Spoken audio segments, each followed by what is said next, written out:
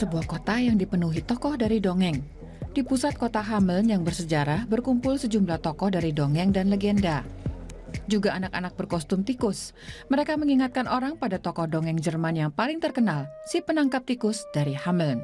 Tokoh dongeng ini beroperasi di sini 700 tahun lalu dan dikenal sampai sekarang. Soalnya ceritanya bagus dan disampaikan dari generasi ke generasi. Generation zu Generation immer weitergegeben wird. Sebuah topi yang cantik dengan bulu panjang, itulah si penangkap tikus dengan baju warna-warni. So wie er hier manchmal in Hameln rumläuft. Saya kenal penangkap tikus dari buku dongeng seperti dibacakan orang tua saya. Si penangkap tikus terkenal karena kumpulan dongeng yang dibuat dua bersaudara, Jakob dan Wilhelm Grimm. 200 tahun lalu mereka mempublikasikan sebuah buku berisi sejumlah dongeng. Misalnya tentang seorang pemain suling yang membebaskan kota Hameln dari serangan hama tikus. Karena ia tidak mendapat bayaran, ia menculik semua anak di kota itu. Anak-anak mengikutinya karena terpukau pada permainan sulingnya. Grimm membuat dongeng ini terkenal di berbagai negara dan diterjemahkan ke lebih dari 30 bahasa. Grimm bersaudara juga terkenal berkat dongeng-dongeng lainnya. Si penangkap tikus jadi ikut terkenal. Dongeng ini sangat populer di negara Anglo-Amerika dan Eropa. Di Asia juga banyak yang senang dengan dongeng ini. Kota Hameln mendapat keuntungannya. Menurut keterangan pemerintah kota, setiap tahunnya sekitar 3,8 juta orang datang ke sini untuk menengok jejak si penangkap tikus atau untuk menikmatinya dalam keadaan hidup. Michael Boyer jadi penangkap tikus resmi di Hameln sejak 22 tahun lalu. Warga Amerika Serikat ini kenal dongeng itu sejak anak-anak. Saya sudah membaca dongeng penangkap tikus di masa sekolah. Dulu saya tidak percaya dongeng peniup suling yang bisa menarik perhatian tikus, juga anak-anak, karena ia tidak dibayar oleh wali kota dan cerita magis itu. Jadi ketika saya dengar Hameln memang ada, wah bagus, saya belajar lagi.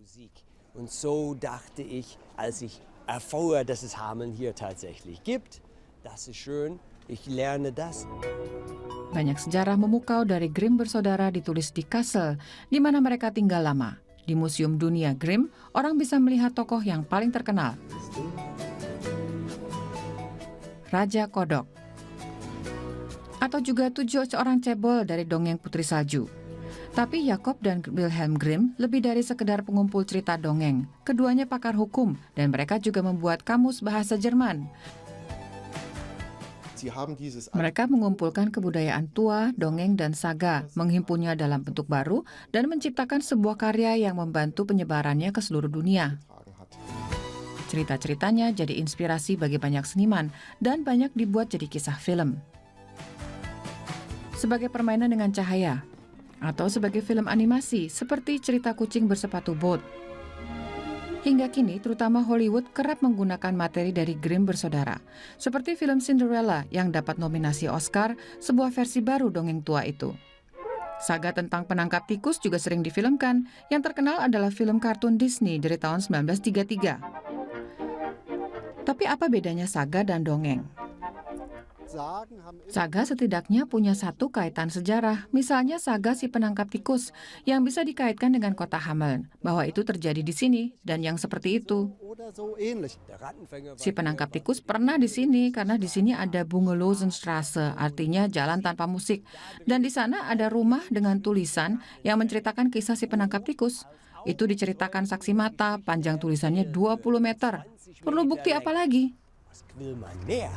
Tidak peduli saga atau dongeng, kisah-kisah dari Grimm bersaudara tetap disukai anak-anak. Juga lebih dari 200 tahun setelah dipublikasikan.